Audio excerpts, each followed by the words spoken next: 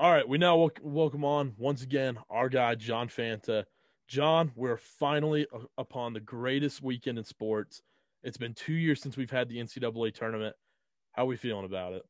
Oh, I cannot wait, Carter. This is fantastic, and it's great to be with you. It is the best time of year. And sometimes you don't realize even how much you love something until you go without it for some time. And we all went without the big dance last year. It stunk. It was the worst thing ever. This is the best thing ever to have it back. And credit to these kids and their coaches for getting up every morning, testing in the bubble, and giving us March Madness. It's so great to have it back, and it's wonderful to be joining you. Awesome. Great to have you. So, before we get into this tournament, you were covering the Big East tournament. Georgetown's miraculous run in the Big East tournament seemed to mean a little more special to you. Describe your relationship with Coach Ewing and what this Big East title means to him and that program. Well, Patrick Ewing took the job in 2017, Carter. And at the time, you're talking about Chris Mullen at St. John's, other former players who are trying to get back at their alma maters. And the book is Former Players Can't Coach. They can't be a head coach. Patrick Ewing worked under Pat Riley. He's worked under Steve Clifford, Jeff Van Gundy, Stan Van Gundy are mentors of his. He has been through the highest level of basketball from both a playing and coaching perspective. But he had never been given a chance as a head coach, Carter. Mm-hmm. And a couple years into the tenure, a lot of people are saying, I don't think this is working out, or I don't think this is going to work out. Maybe Georgetown needs to go in a different direction. I could tell you that whenever anybody asks me about him being on the hot seat, I retain that I really believe that Patrick Ewing can coach. And I believe that he wanted to get it right. And he wants to get it right. He showed us this past week both those things. And how about the fact that in an outlier year where there were no fans inside the Garden, I remember thinking to myself, what is this going to be like? Will we see some of that Garden pageantry? Well, how about the fact that with number 33 hanging in the rafters, Patrick Ewing was the reason why the Big East tournament got moved to Madison Square Garden in the 80s to begin with. As a player, when he committed to Georgetown, the Big East moved their tournament to the Garden because they knew he would draw. And in this year where there's nobody in the stands, you still found that Big East tournament MSG energy through the very man who would be on Mount Rushmore of the Big East Conference, Patrick Ewing. And on the 49th anniversary, to the day that John Thompson got hired at Georgetown, just months after he passed away, this was truly special. It was emotional. It was everything that you would want it to be. And I found it really special because I've developed a relationship with Patrick. And I could tell you, we cover these coaches and players, but they're people too. First time I ever talked to Patrick Ewing, it was his first months on the job, ahead of his first season at Georgetown. And at the end of our interview, he said, if there's anything that I can ever do for you, let me know. And when a basketball legend says that to a 21-year-old kid, it means a lot. That's awesome. While we're on Georgetown, let's talk about them in the NCAA tournament. They're a 12 seed playing Colorado, who's scary in Boulder, but not so much away. Can the Hoyas keep this miracle run going? Well, they can, because Colorado has been inconsistent, to your point. McKinley Wright IV is an excellent player. And they've got a good post presence as well that for Colorado, if they can get that established, that'll be the key for me to the game. Georgetown's physicality and defense has been on point, though. And I like the idea of Jamarco Pickett being matched up against Jariah Horn in this one. You're talking about a couple of veteran forwards who can kind of negate each other. Mm-hmm. Then it comes down to, for me, can Georgetown defend McKinley Wright? Is it Dante Harris? Is it Javon Blair? Is it a little bit of Chudier Belay with his length? For the Hoyas, they have to do a couple of things.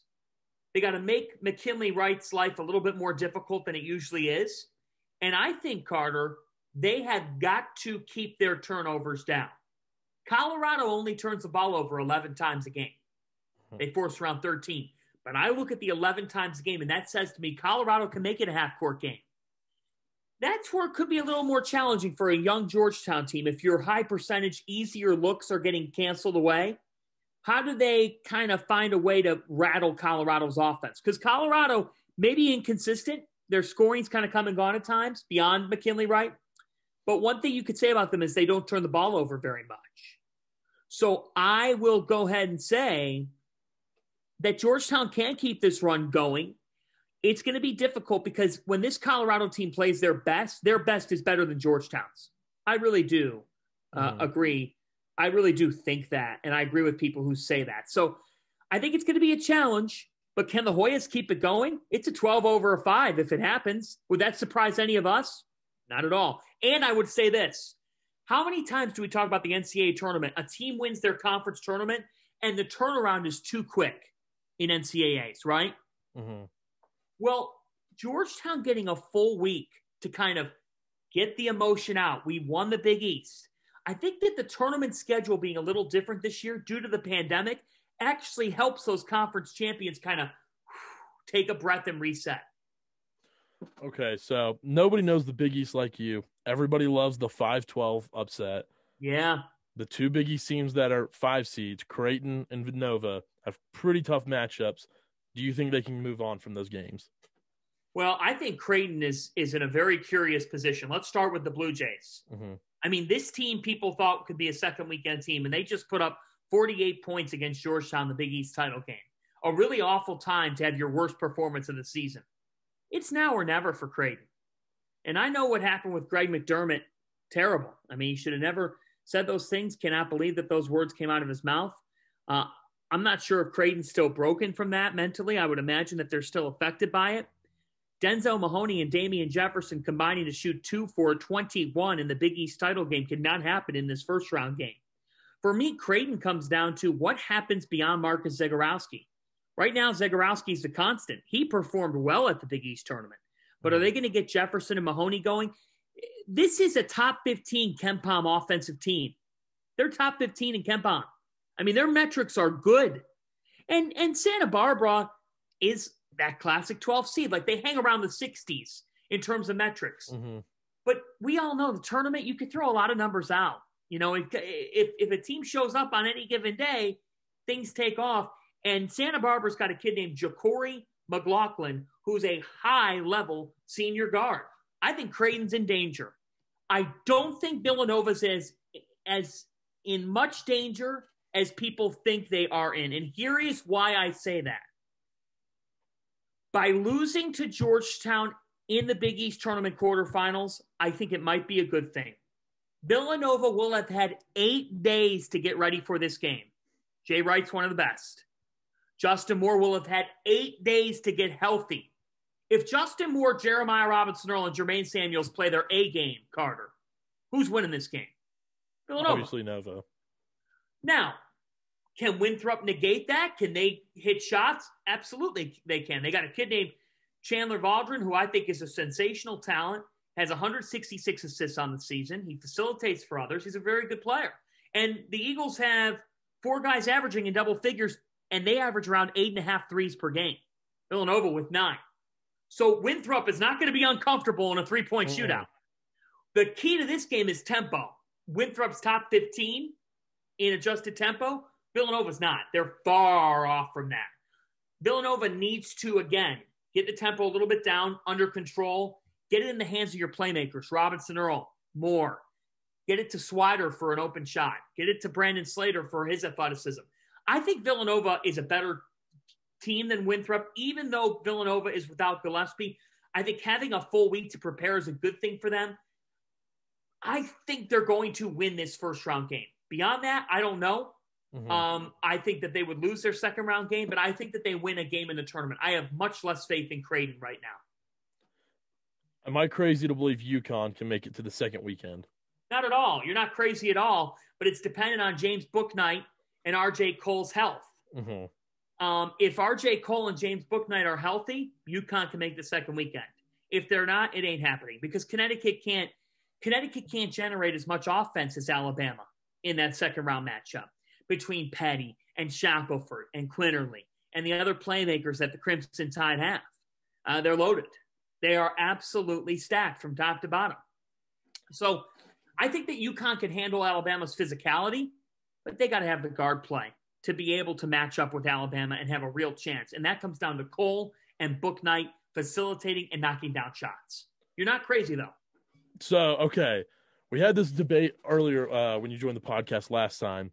So we had saying Gonzaga, you would rather be Gonzaga playing an easy West Coast conference rolling into the tournament. So in this position right now, would you rather be Gonzaga playing an easier West Coast conference? You know, you haven't had real competition in a while. Or would you rather be Illinois, who's just went through the Big Ten and went through the grind, but they're playing so well right now?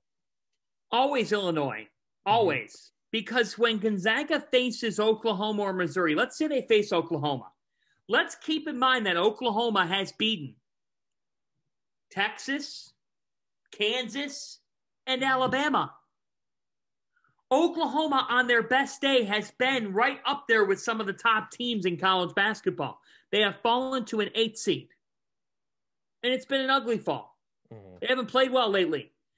But what I look at, Carter, is Gonzaga, when they do get tested, and I think that they're going to be able to make the Final Four. I can't see them missing it.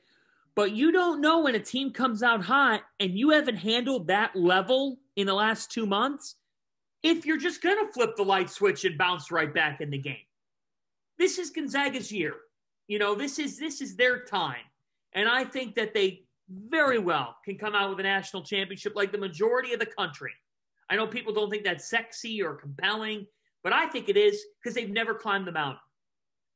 But I will always take Illinois. And Illinois, if you put Gonzaga in the Midwest region, I'd have more concern for Gonzaga than I do with Illinois, knowing that Illinois has been through the ringer in the Big Ten. And with the Illini, you know, you take a look, they were done no favors, man. Yeah, this bracket Loyola is Chicago tough. And Georgia Tech. Loyola Chicago's a good team.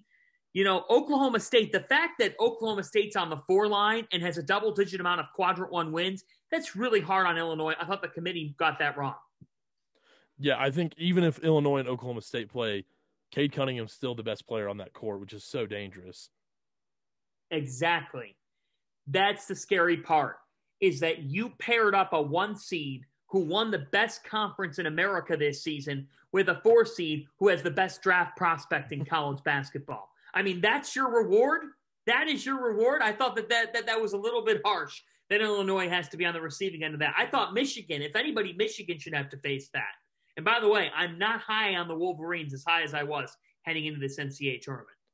Okay, let's get into that. Why is that? Well, I think that the injury to Isaiah Livers is concerning. And then I think that there's a formula out on them on how you can defend them a little bit. Mm-hmm. You got to stick them in the half court. So much of what Michigan does is predicated on their outstanding defense. They're a great defensive team.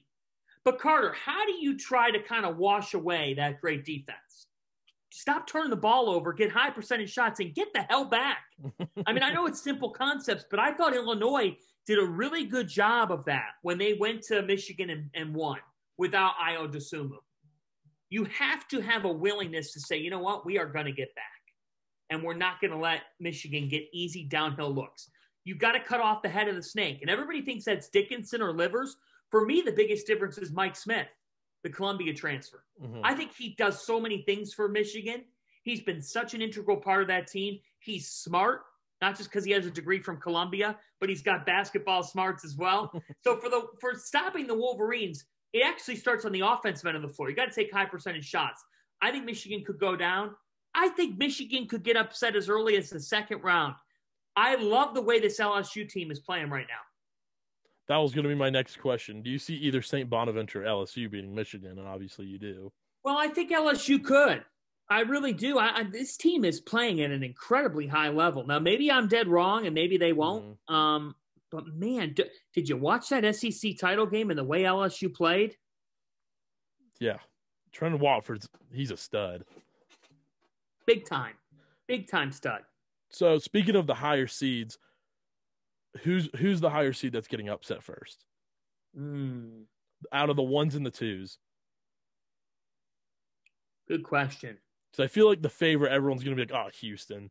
They're not in a big conference. So I disagree with that. I really like Houston. Mm-hmm. Um, I think Houston has a pretty kind road. They do. They have a kind road. Cleveland State's a matchup that they match up well with. Clemson and Rutgers, easy matchup for them. I really do think that. I think that Iowa can go down. I think that Iowa could lose to Oregon. So I will vote Iowa just because they don't defend consistently well enough for me to say that I have a lot of faith in them. So if there's a first 2 seed that I think could go down, Oregon on their best day is much better than a 7 seed. What about Ohio State? Well, Dwayne Washington showed us this past weekend that in a win or go home game, that he's going to be real tough to stop. That kid downhill right now is so good. Ohio State is about 20. They're about 15 points better than Oral Roberts. I don't see Oral Roberts, a 16-10 team, pulling off an upset over the Buckeyes. And then Florida and Virginia Tech have both gone through a roller coaster ride. So I thought they got a relatively easy draw as well. I think that the Buckeyes, they could lose in the Sweet 16, but I don't see them having many problems getting there. I think the toughest draw is actually going to be for Iowa. Yeah, Oregon's going to be tough. I think USC is tough for Iowa.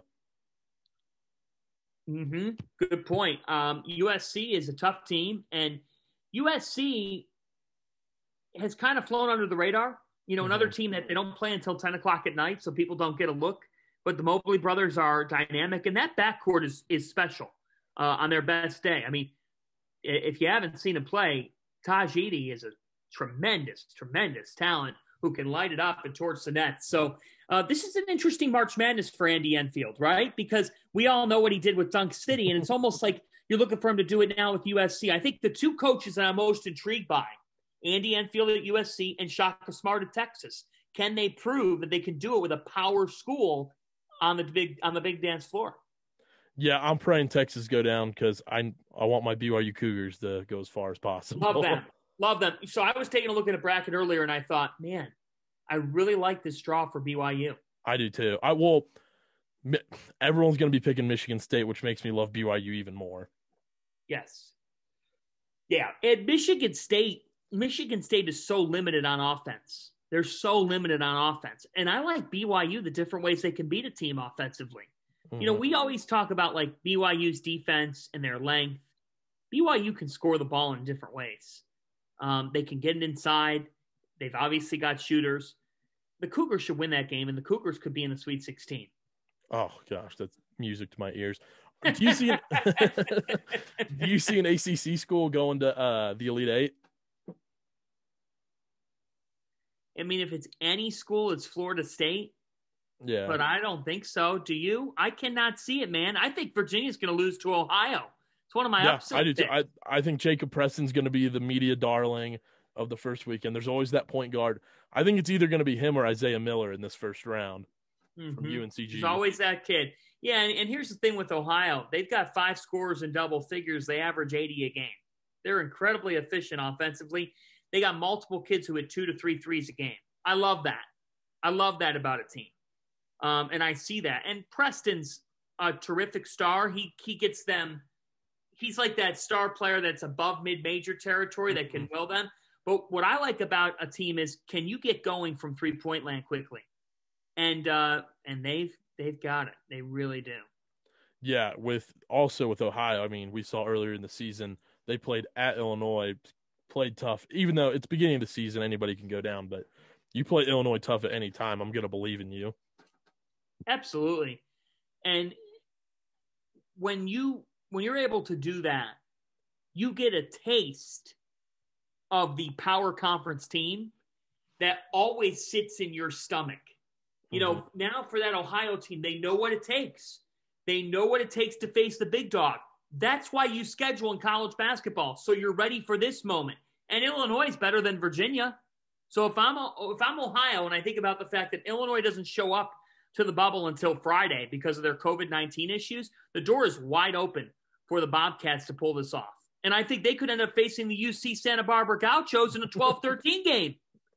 Okay, so let me rephrase that ACC question. Do we see an ACC school making it to the second weekend? Yeah, I think you do. We see one? I'm going to say Florida State does. I think between Scotty Barnes and MJ Walker, they've got more playmakers. They're better defensively. And UNC Greensboro is going to be tough, but I don't like the matchup for UNCG there. I know you disagree with me. No, I think it's a tough matchup for UNCG. I was hoping they were going to get the Virginia matchup. Yeah, I agree with you. I think that that's the one that they would have wanted. But I like Florida State's potential to be able to get there. I do. I think that the Seminoles are a team that can get there, and I really like their second round draw. If it's Georgetown or Colorado, I like Florida State in that game.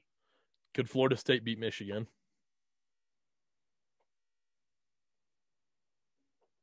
Is Livers healthy? If he is healthy, then no. If he's not healthy, then yeah, they could. Michigan's nowhere close without that kid because he's a pro. Okay. He's a pro. You have to constantly be aware of where Isaiah Livers is on the floor. Because every year I just want to pick Florida State to the Final Four just because of length and Leonard Hamilton, but it just seems like they'll never get over that hump of the Elite Eight. It's hard, right? Like you always have that brand that you think could make it. And maybe this is the year. You know, like Connecticut's back in the tournament. A lot of people have been used to picking them to go on a magic carpet ride. But, like, I love the way Alabama's played this season. You don't know. We're going to see. East bracket is all people just like. Oh, the East is crazy. Yeah, the East and the Midwest are the two brackets that are the most compelling because the Midwest has some. And then which one was it? I think it was I think the Gonzaga bracket's pretty chalk. Oh, Gonzaga's chalk. Yeah. West bracket's chalk. Even the South bracket is relatively chalk, in my opinion. Yeah, the Arkansas Colgate one's going to be interesting because Colgate's played like 3 teams this year and they're 14-1. Yeah, I like Arkansas a lot in that game. Yeah, I do too. People are saying they see that 14-1 or like Winthrop at 23-1. That's my fear with Winthrop. Winthrop has not played anybody, Carter. Their KenPom is 92. They went 23-1, and they're barely in the top 100 of the country. Yeah, they are going to have to just hit threes. Yeah, and I don't know if that's the formula to beat Villanova. I think you got to be physical to beat Villanova. Yeah, we saw the formula to beat Villanova with St. John's. Yeah, you got to punch them in the mouth. Was St. John's disappointing in the Big East tournament? Big time. The experience matters. Seton Hall flexed their experience in that game. But Seton Hall doesn't have a point guard and didn't have a point guard playing well enough in that game and still won the game. So for me, like St. John's, you got to win that game. And they didn't. That was a disappointment. I think St. John's is going to be a tournament team next year. Next year for Mike Anderson, year 3 for him and his coaching staff is a year they need to make the big dance. Are you worried COVID replacements could hurt the tournament this year? No, not now because everybody's tested here in the Indianapolis environment and everything's come back negative. No players, no major incidents. I'm not worried about that right now. I think we could get worried about it, but I'm actually more hopeful than I am worried at this point. We've gotten this far in the season, and I think any positive test at this point, they can get things under control because they're in such a contained atmosphere. I'm not worried. I'm very optimistic about this season, about this tournament. How do you feel about the Friday-Monday format for the first and second round compared to I hate it. We got to go back to Thursday to Sunday. Do you think it'll stick? No, I don't think this format will stick at all. Okay, I don't think it'll stick at all. I'm so used to like turning the page Monday and let's advance on. Oh, but now we'll have a bunch of. I mean, look at it this way. No one's doing anything on Monday at work. I mean, the amount of people taking a sick day on Monday. 1,000%. I mean, it's work at home day. I do like the Sweet 16 Elite Eight where it's Saturday, Sunday, Monday, Tuesday. Yes, and I do like that every game has its own TV window. That I'm a huge fan of. It's good for the sport. It's good for the programs that have made it that far. If you've made it to the second weekend of the tournament, you deserve your own TV window. I'm a big fan of that. So let's say there's a random positive COVID test come Final Four. They have to postpone, right? Depending on the magnitude of it, they're going to have to move things around. I think the NCAA is committed to moving things around if they need to, and they will.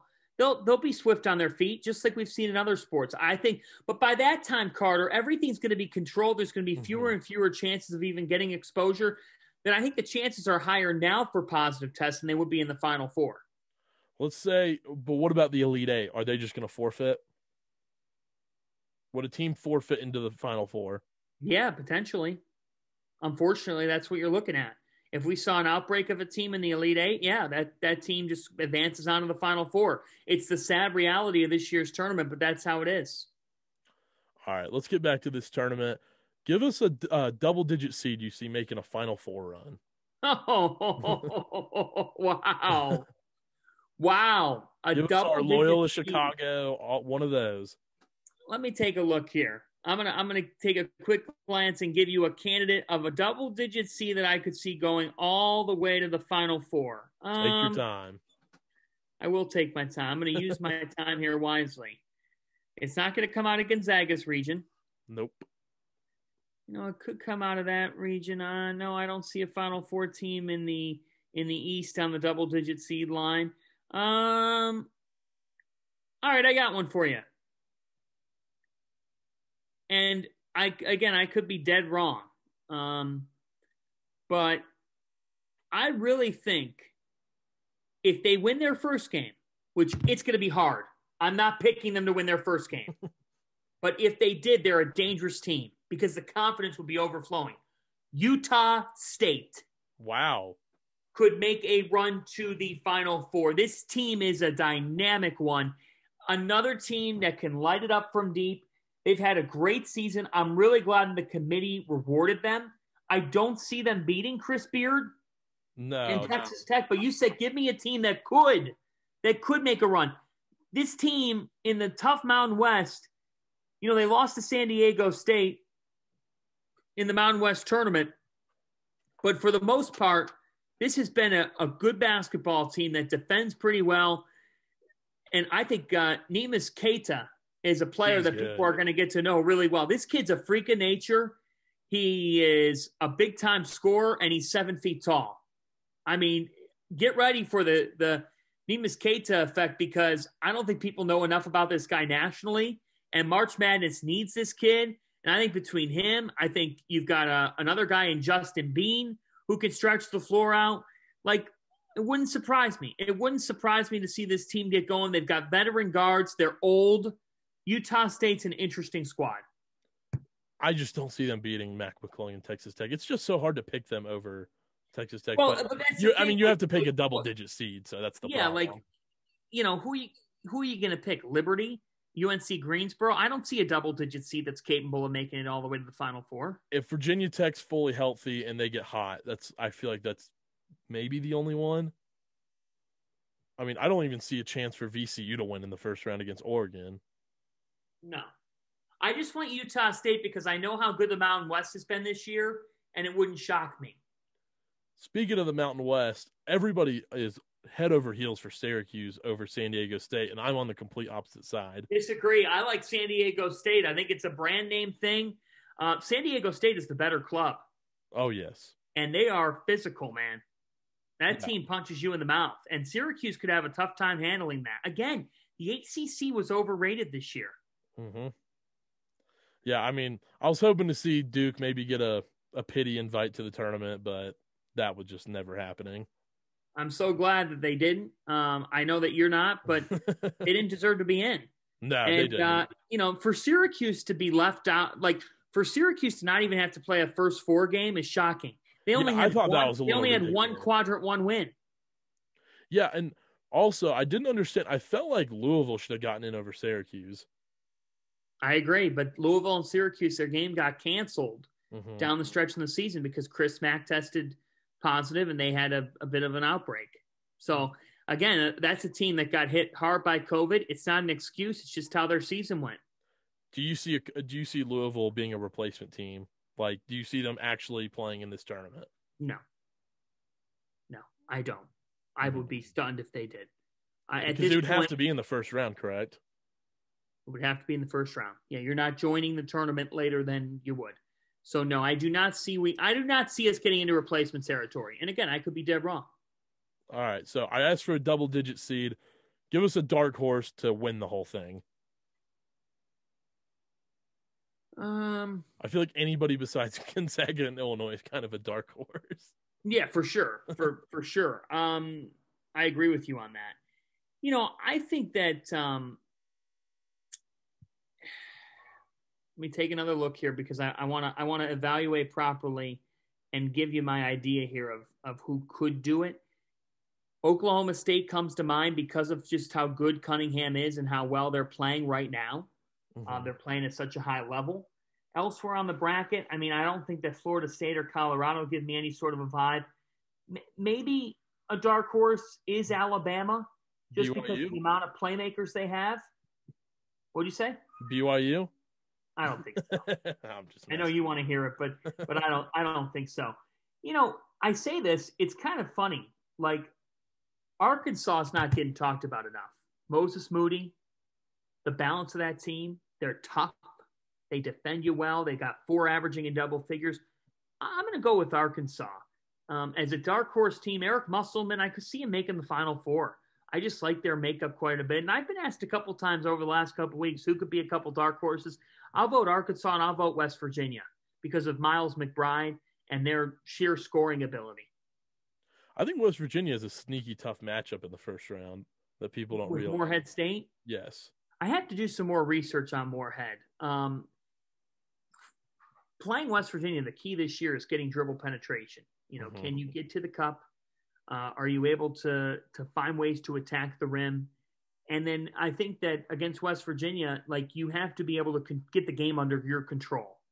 So for Morehead State, that's the key. Can they contain McBride? They've got Culver. They've got a flurry of different weapons on the floor, and they're so good at dribble penetration. You got to be able to control that. So for Morehead State, that's got to be the goal. We've seen Morehead State pull off NCAA tournament moments before, most notably against Louisville years back. But I just don't know if Morehead State can compete with West Virginia's pure athleticism. Mm-hmm. All right, before you go, last thing, give us your Final Four and your champion. Okay. Gonzaga, Baylor,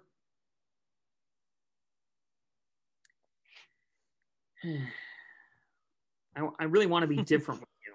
I really want to be different with you. And this podcast was very successful in the regular season at making some bold predictions. So I'm going to go Gonzaga, Baylor, Alabama. No. Gonzaga, Alabama, Arkansas,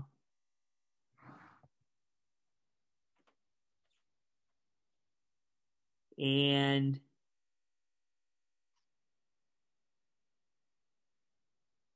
Houston. Wow. I don't think I've seen a single person put Houston in their Final Four. I think Houston's going to make the Sweet 16 rather easily. Easily. I could see them doing it, man. I make the Elite Eight. What's that? I think they can easily make the Elite Eight. So now you're one win away. So why not? Well, why not pick them to make the Final Four? Give me Kelvin Sampson. I thought you were going to go with Oklahoma State in that last region. I think you thought. I could sense you thinking that. But I went a little bit outlier. I think Gonzaga hoists the banner. I do. I'm rooting for them. I am too. I want to see this happen. I want to see our first unbeaten champions in 76. I think it'd be good for the sport. It's different. It's not the blue blood, but they deserve to be considered as one. And they're only picking up steam. It's great. Carter, we haven't had a team out west win the national championship in quite some time. Since what, Arizona? It's been a long time. This is yes, Lute Olson. This is a compelling storyline. Let's see if they can do it. Let's see if they can run the table.